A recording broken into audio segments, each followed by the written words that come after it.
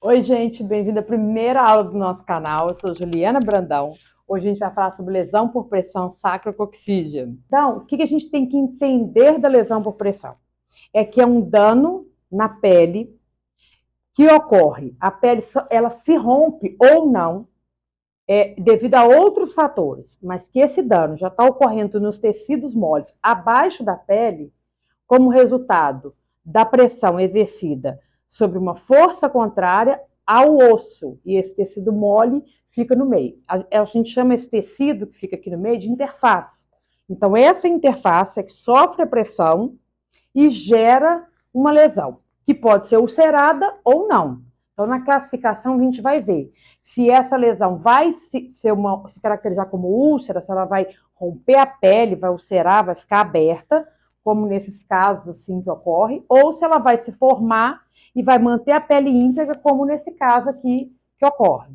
Ok? Então, hoje a gente define lesão por pressão dessa maneira, não com o objetivo de mudar nome ou só, tipo, vamos dizer assim, alterar a nomenclatura por uma decisão pessoal das instituições. Não, a decisão de modificar o nome, eu consigo ampliar o meu campo de visão e eu consigo perceber um dano menor inicial e tratar aquele evento, sem que exista mais complicações.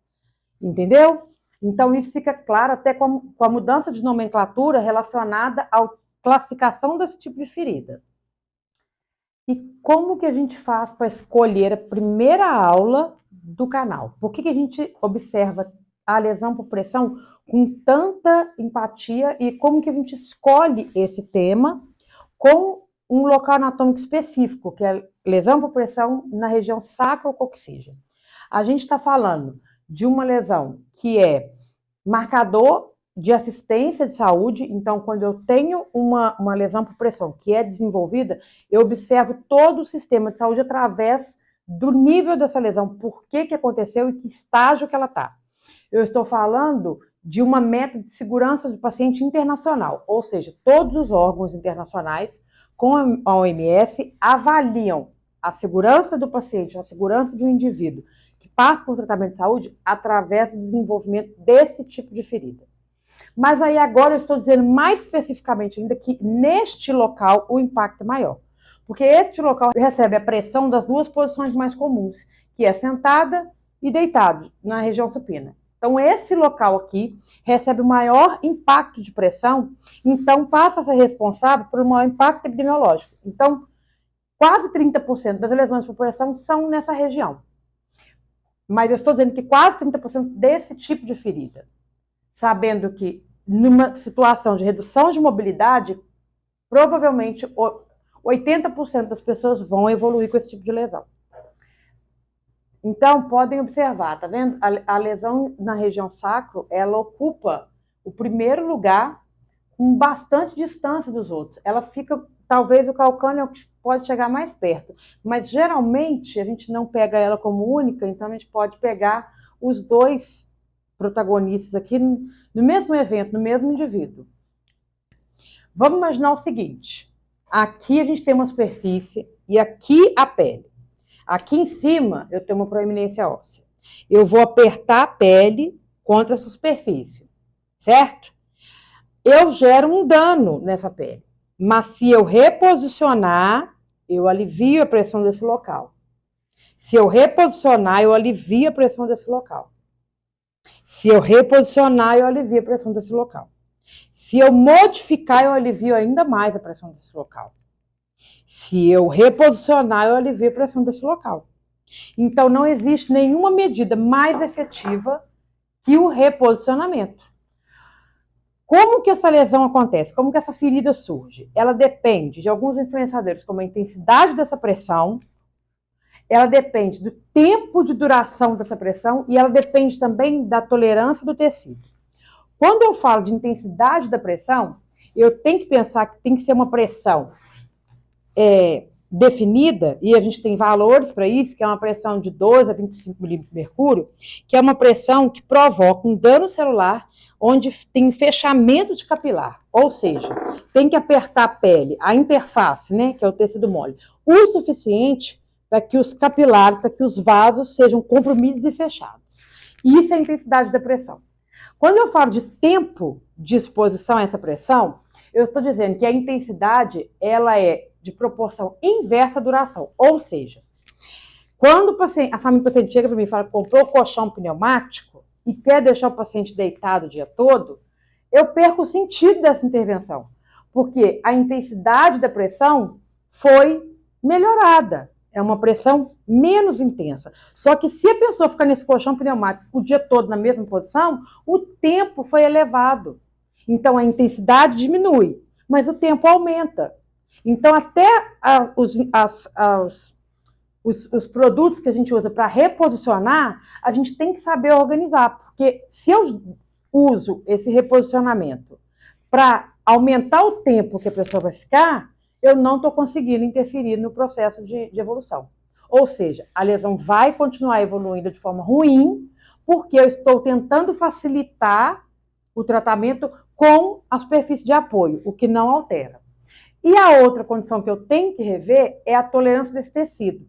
Ou seja, a cada vez que eu reposiciono essa pessoa, a pele e o sistema local têm essa capacidade de se organizar novamente, voltar ao metabolismo e fazer uma homeostasia, entrar em equilíbrio novamente.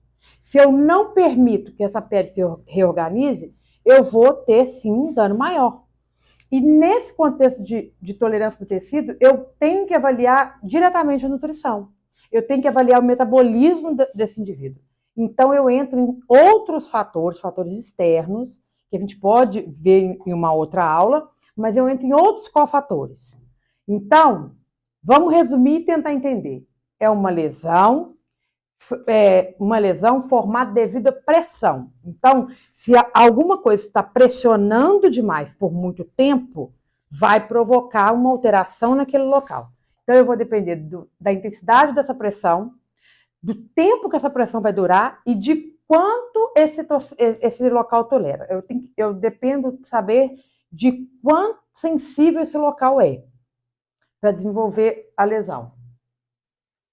Além de pensar na pressão, quando eu falo de uma lesão sacrococcígea, eu tenho que lembrar que a pressão é o marcador principal, mas eu tenho que pensar no atrito que essa pele sofre e na temperatura e umidade que essa pele está exposta.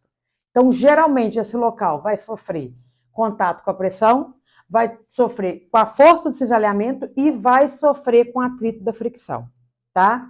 E se eu falar de sacrococcígea, não posso pensar em esquecer do microclima. É um local mais úmido e é um local mais quente por si só. Então, se é um paciente se é um indivíduo que não tem mobilidade ou que tem mobilidade reduzida, ele provavelmente vai usar fralda, ele vai usar algum suporte de eliminação. Então, eu vou ter todo o microclima local alterado. Então, a lesão por pressão, ela ocorre da seguinte forma. Mas antes de que aconteça todo o contexto, eu consigo implementar medidas e ativar condutas que não me deixam evoluir para um estágio mais grave, para uma situação bem mais complexa. E não me deixa repetir o dano. O mais importante da lesão por pressão é que ter uma lesão por pressão sacrococcígea não impede de ter uma lesão por pressão calcâneo, não impede de ter uma lesão por pressão em trocânter. Eu estou falando da sacrococcígea que geralmente todas as posições em que a gente põe o indivíduo, é essa região que vai ser afetada. Mas se eu pensar que estabelecendo uma pressão, eu vou ter uma oclusão capilar, e em consequência disso não vai chegar oxigênio nesse local, não vai chegar nutriente e eu vou ter substâncias tóxicas acumuladas. Nesse momento, eu vou ter uma hiperemia reativa, que é quando o local fica vermelho, e a temperatura fica maior, eu já tenho um estágio 1 dessa lesão, então eu já posso estabelecer condutas de alívio. Então, esse local já pode receber espuma multicamadas, já pode receber um reposicionamento mais curto. Se eu já percebi esse fator aqui como resultado disso, e eu já defini esse quadro de hiperemia reativa, que é um local mais avermelhado e às vezes com a temperatura mais elevada, eu já tenho uma lesão por pressão grau 1. Então, eu já preciso fazer intervenção nesse momento. Caso eu não faça, essas intervenções nesse estágio aqui, aí sim eu vou evoluir para morte celular e uma lesão por pressão. Aí sim eu vou ter quadros mais graves, mais profundos e com mais dificuldade de reposicionamento.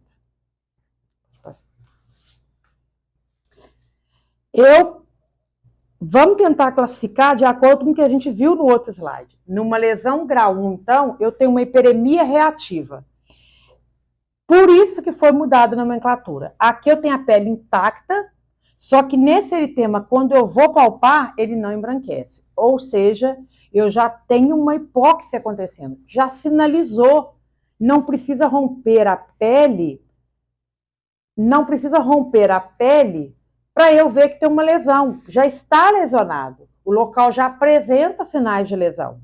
Mas a pele está íntegra. É o momento de melhor efetividade, de melhor assertividade das condutas. Agora, vamos lá. Aí eu não consegui intervir naquele momento, eu não consegui sensibilizar a família para esse contexto, eu não consegui sensibilizar o cuidador, então essa pele se rompeu. Essa pele se rompeu. Às vezes até não, porque eu posso encontrar aqui em formato de bolha, mas tudo bem. Mas geralmente no estágio 2 eu tenho uma pele rompida com exposição da derme. A segunda camada da pele já está exposta. É uma lesão mais profunda que a primeira, mas ainda com uma situação de mais fácil resolução. Pode ser que esse evento aqui esteja coberto por uma pele parecida que seja em formato de bolha. Então, a gente precisa avaliar para ver se remove essa pele ou deixa ela como proteção biológica. Mas as bolhas são avaliadas com critérios diferentes. Mas, geralmente, nesse estágio aqui, eu consigo fazer intervenções eficientes também. No estágio seguinte, na lesão por pressão grau 3, eu já tenho complicações na classificação da lesão. Pode perceber que a gente já tem um rompimento de epiderme, mas a gente já alcança a derme e a gente já tem tecido desvitalizado, a gente já tem esfacelo, necrose. Só que numa situação assim, pode reparar que eu não tenho só esse problema, eu tenho problemas satélites, eu tenho alterações satélites, eu tenho alterações de pele que já não podem mais ser recusadas ou não observadas, e eu olhar só para essa lesão. Porque essa lesão por si só já não existe mais sozinha. Quando eu encontro uma lesão estágio 3, eu tenho que procurar, eu tenho que avaliar toda a pele perilesional, porque eu já vou ter problema nela. Então, qualquer cobertura ou qualquer curativo que eu queira fazer aqui, ele tem que ser capaz de redistribuir essa pressão e principalmente de tratar essa pele ao redor. Na lesão grau 4, a gente já tem muito mais complicações. Mas na lesão grau 4, qual que é a diferença dela para o grau 3? É que aqui eu já destruí toda a derme. Aqui a gente já tem destruição total da derme. Então aqui a gente já vai ter apresentação de tendão e até de osso. Quando a gente não consegue olhar nitidamente assim, a gente consegue palpar. A gente consegue com a luva ou com a pinça, consegue palpar direitinho numa lesão estágio 4. Mas na maioria das vezes dá para ver. É visível. Se não pegar o osso, já pega tendão e fáscia.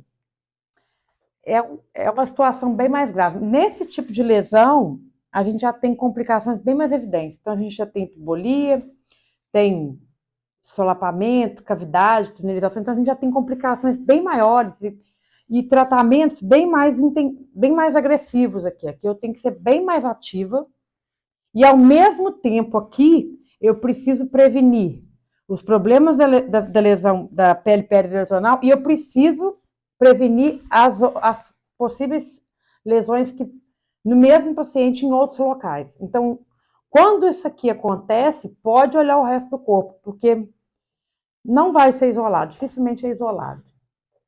Olha só, vamos lembrar que classificada em estágio 4 ou no estágio 3, a ferida, a gente não tem evolução desse quadro. Então, na hora de evoluir aquela ferida, evoluir o paciente, a gente vai colocar paciente apresentando lesão estágio 4 com evolução e vai apresentando evolução. O paciente não vai evoluir da 4 para 3, da 3 para 2, da 2 para 1, não.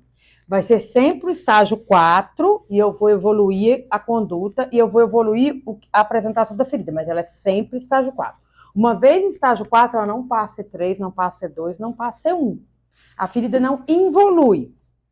O processo de cicatrização acontece, mas a ferida é sempre em estágio 4, estágio 3.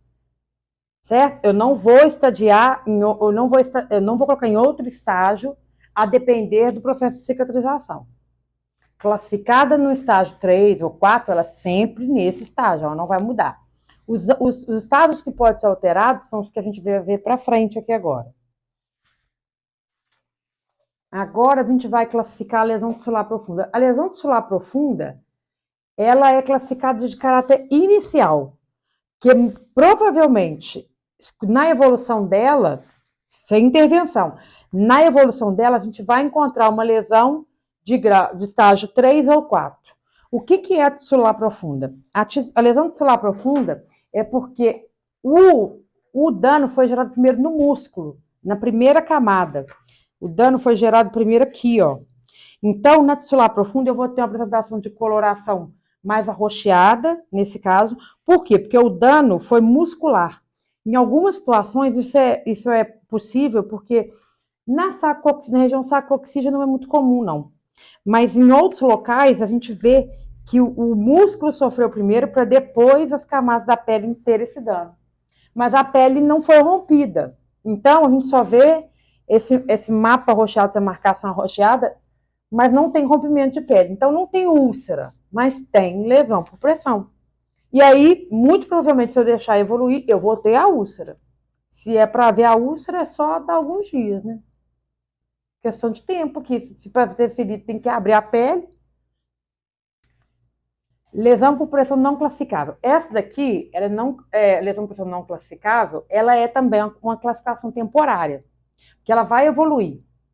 Ela tem que evoluir. Então, essa lesão por pressão não classificável é porque a gente não conseguiu identificar a profundidade do dano, a gente não conseguiu identificar até onde o dano aconteceu. Mas a gente já sabe que aqui, quando desbridar ou quando remover esse tecido morto, eu vou ter um dano, um estágio 3 ou 4 também. Não vai estar longe disso. Quando a gente tira essa capa já morta, porque a diferença do tecido desvitalizado por necrose, desses faceros por necrose, é que esse daqui ainda está hidratado e esse daqui não desidratou. Mas está tudo morto. Então, removeu isso aqui, ou a gente vai ver osso em pacientes mais magros, ou vai ser tecido de pouso, mas não vai ser menos de 3 ou 4, não. Lesão por pressão relacionada a dispositivos médicos. A lesão por pressão relacionada a dispositivo médico, ela é uma classificação para gerar as outras classificações. Então, quando eu tenho uma lesão por pressão, por um acesso venoso, pelo uso de máscara, por uma sonda, eu avalio e, claro, a gente vai evoluir como lesão por pressão relacionada a dispositivo médico, classificada em estágio 1 ou 2, a gente volta na classificação inicial. A gente vai lá e define se houve rompimento da pele, se não houve, qual a extensão do rompimento, mas a gente já acusa que é relacionada a um dispositivo médico. Não é uma lesão por pressão por si só. Os locais são bem definidos nesse tipo de lesão. Lesão por pressão em membrana mucosa. Ela não tem classificação. Ela ocorre mais em situações odontológicas, em situações de exposição abdominal, mas não tem classificação, não. É só lesão por pressão em membrana mucosa. Não tem contato com a pele, não. Em locais de membrana mesmo. A gente vai conhecer agora as complicações mais comuns das lesões por pressão, principalmente na região sacrococcígea. Então, eu deixei as complicações mais comuns da região sacral. A primeira e mais comum, maceração. Maceração de borda, a gente fala maceração de borda, maceração de margem, é aquela parte ao redor da ferida, quando fica esbranquiçada. Quando ocorre a maceração, eu tenho que entender que é excesso de umidade. Então, se a pele ao redor está esbranquiçada, desbotada, e com esse aspecto macerado, é porque eu tenho excesso de umidade. Aí eu tenho que pensar na troca de cobertura e eu tenho que pensar na exposição local à umidade. Então, por exemplo, a troca mais frequente de fraldas, eu tenho que pensar na troca de coberturas, no curativo secundário, em todos os fatores, principalmente em proteção dessa pele ao redor. A maceração ela é um processo fisiológico que, como é que fala? A maceração, a gente tem que trabalhar muito a prevenção, porque ela é um processo fisiológico. Se eu não entendo como acontece, eu faço a repetição de erros. Por quê? Quando eu percebo maceração, a primeira coisa que a gente faz a troca mais frequente de curativo. Faz a troca mais frequente, tira a umidade. Só que quando a gente faz trocas mais frequentes do curativo, a gente gera mais reação inflamatória. E mais reação inflamatória gera mais exudação. Quanto mais exudado eu tenho, maior o risco de maceração. Então, orientar somente a troca mais frequente de curativo talvez não seja a melhor conduta. O que é a maceração? Eu tentei enfatizar aqui o processo de maceração com essa comparação de células. A nível celular, a gente precisa entender que a maceração, aquela parte branca que desbotou em volta da ferida, é o resultado do excesso de líquido na célula. Esse excesso de líquido a gente dá o nome de tumefação. É conhecido como hidropsia celular, só que na situação de ferida a gente fala tumefação para não ser confundido com outros quadros de hidropsia.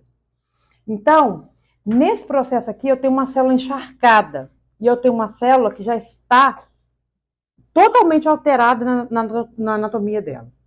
Quando essa célula incha e essa célula encharca, é óbvio que ela vai perder sua capacidade de retenção e quando a membrana dela começa a se forçar, principalmente nas células epiteliais, a gente tem estruturas que chamam desmossomos na membrana celular dessas células.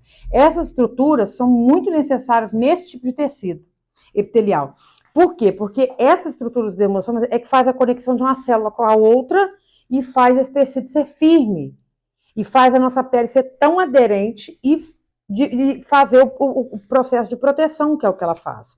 A pele, na função de proteção dela, forma essa camada, porque as células dela têm essas estruturas, que são os desmossomos, que fazem a conexão umas com as outras. Quando ocorre o processo de tumefação, essas células incham e não conseguem manter a membrana plasmática intacta. Então, esses desmossomos não são mais as estruturas de aderência, essas células se descolam uma das outras.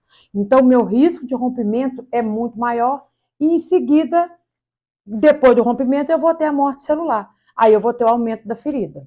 Então, eu controlo a maceração para não ocorrer uma tumefação crônica ou desenfreada, que vai aumentar a área da ferida, vai aumentar principalmente a área de visão da ferida.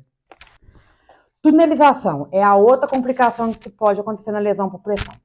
A tunelização, a gente marca geralmente com uma sonda, ou um suave, alguma coisa estéreo, né, para não levar mais contaminação para o local, porque já é uma ferida bastante contaminada. A tunelização é um espaço morto.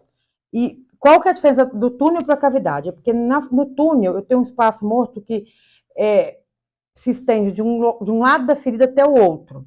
Ou seja, quando eu observo, vou fazer avaliação com catéter ou com suave, esse catéter entra por um lugar e sai por outro. Isso é comum na lesão por pressão sacrococcígea e também é comum em pés diabéticos. Acontece bastante em pés diabéticos.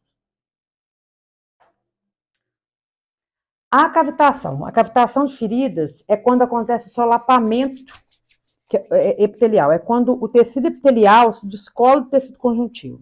Então, nas camadas da pele eu tenho o tecido epitelial com o tecido conjuntivo. Esses dois aqui se deslocam. Isso se chama solapamento. No solapamento, a pele se desloca. A cavitação, vocês podem reparar que é o solapamento, então se você movimentar a pele em cima da ferida, você percebe que a pele está solta. E eu preciso, a conduta padrão ouro aqui é eu preencher toda essa cavidade. À medida que a gente preenche essa cavidade e consegue avaliar a extensão dessa ferida, como nesse caso aqui, a gente percebe que a cavitação é uma tunelização. Porque aqui eu tenho uma lesão por pressão não classificável, eu não consegui. Quando eu faço desbridamento, eu percebo que essa cavidade formou um túnel. Então, é uma complicação que pode ser a orientação de uma outra complicação. Pode depois mostrar para a gente um túnel formado, ou eu posso ter, por exemplo, nesse caso aqui era tunelização, mas acontece também dessa cavidade aqui, de ser somente uma cavidade, e essa outra lesão aqui, formar outra cavidade e não encontrar. Pode ser que não encontre essas cavidades. Mas na lesão por pressão no sacro, vai encontrar. Dificilmente não. Mas tudo bem, aqui deu para entender que o processo de cavitação. Quando a gente movimenta essa pele, que é nítido, que essa pele, ela dança em cima do local. Ela se movimenta, ela está completamente descolada.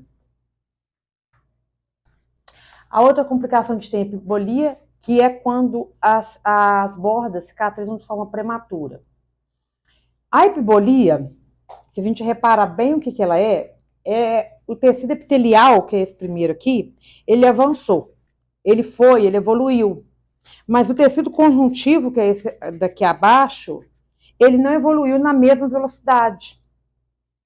Então, esse daqui, o de cima, ele evolui, como não tem suporte embaixo, ele se enrola, ele dobra a borda. Isso aqui forma o quadro de epibolia. É muito comum na lesão por pressão sacro, porque ele é muito comum em cavidade.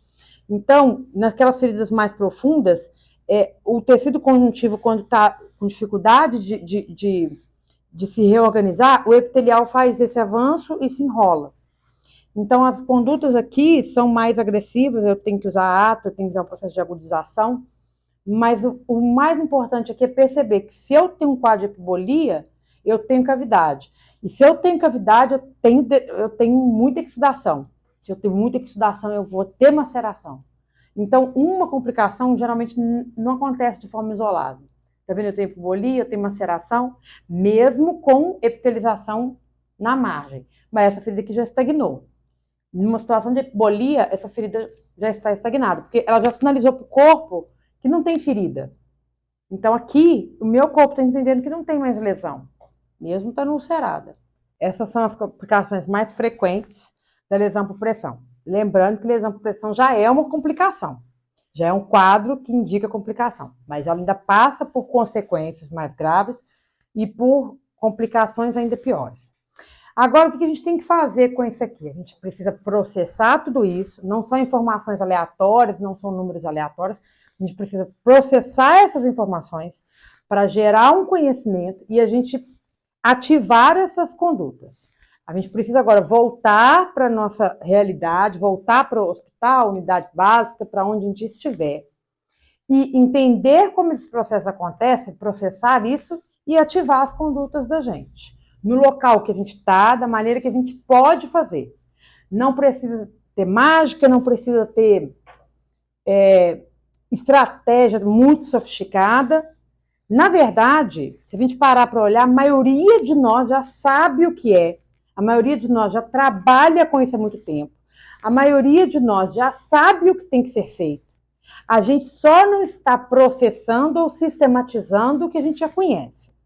Então, eu não estou vindo aqui falar com vocês para usar sempre espuma multicamada, para fazer nada mirabolante e nem fazer coisas que vocês nunca viram. Tudo que a gente falou aqui são coisas que a gente vê todo dia. A enfermagem vê isso aqui todos os dias. Agora, o que a gente acha que a gente precisa é de sistematizar e organizar o que a gente já sabe. Com certeza, assistindo isso aqui, todo mundo já viu essas cenas. Não são cenas espantosas. E não tem nada aqui que eu acredito que vocês não saibam. Vocês sabem isso aqui. Eu tenho certeza que sabem. Eu só acredito que a gente não organize esses pensamentos e que a gente não está organizando esses dados e transformando esses dados de informação para conhecimento. Porque quando a gente faz isso, a gente pega tudo isso e leva para a nossa prática clínica. Não precisa ser tão midiático, não precisa ser tão instagramável, não precisa ser tão perfeito como todo mundo coloca. Só precisa tirar daqui e levar para a nossa prática, que é o que a gente vive todos os dias. Então, esse foi só um spoiler do que a gente vai ver na nossa turma de abril. Então, a partir de agora, a gente vai liberar as inscrições. Então, garante a sua vaga, porque as vagas são limitadas, as turmas são reduzidas, para a gente poder melhorar esse conhecimento, aumentar essas informações e levar tudo isso para o nosso contexto. Fazer tudo isso aqui virar prática clínica. Muito obrigada por ficar aqui todo esse tempo e eu vou aguardar vocês em abril para a nossa turma de coberturas para o tratamento de feridas. Um beijo para todo mundo!